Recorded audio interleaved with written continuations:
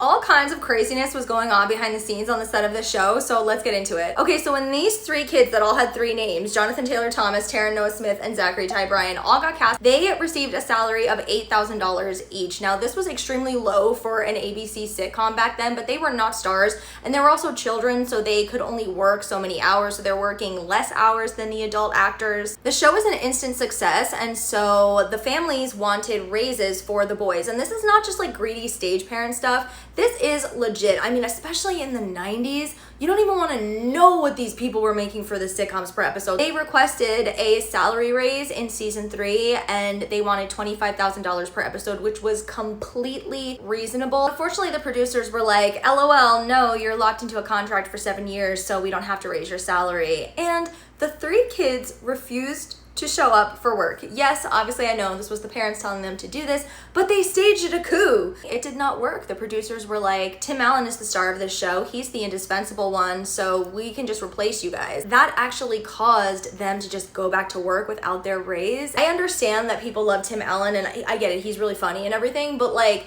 I was watching for Jonathan Taylor Thomas. I'm sorry, you could have put a new dad in there and I wouldn't even have noticed because I was looking at these baby blues. The weirdest part is when the boys were asked to comment, these little children, show business is so weird, they actually said that it had nothing to do with the salary, which I assume their parents told them to say so they wouldn't sound greedy, even though, like I said, it wasn't greedy, it was appropriate. They said that there were just like weird things going on set that they didn't like. For instance, they said that the chairs that they were given to take a break on when they weren't actually filming were all chained together. Like the three boys had 3 chairs that were chained together and production refused to unchain them. And they said that was a safety hazard. It kind of makes you wonder like what was actually going on. Jonathan left the show and did not participate in the 8th and final season. I think he was in a couple episodes, but for the rest of the time they were just like, oh, Randy's in Costa Rica, that's why he's not here. So they really wanted him to come back for the final episode and just kind of like wrap the whole thing up because it was the series finale. But by that time, Jonathan was used to a more normal life, a normal schedule, and